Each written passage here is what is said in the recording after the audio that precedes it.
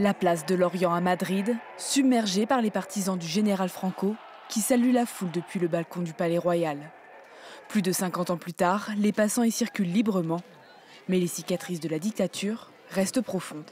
La vérité, c'est que Franco n'est pas mort. Son corps, lui, est mort, mais le franquisme perdure en Espagne. Il existe des centaines de traces de Franco. Franco repose toujours dans un tombeau financé par mes impôts. Encore aujourd'hui, des milliers de familles portent le poids de l'Espagne franquiste. Dans les années 30, la guerre civile a fait des centaines de milliers de morts, pour beaucoup jetés dans des fosses communes.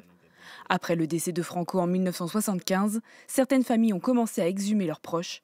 Maria recherche toujours la dépouille de son père.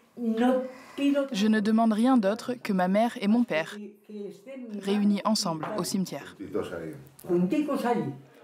Malgré cet héritage, Franco n'est pas rejeté par toute la population.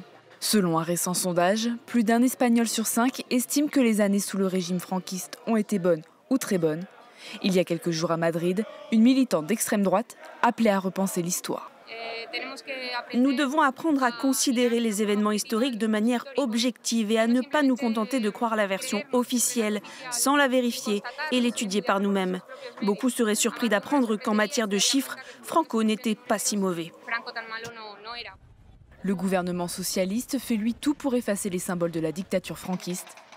Le Premier ministre Pedro Sánchez doit annoncer la liste des monuments et noms de rues à l'effigie du général à supprimer de l'espace public.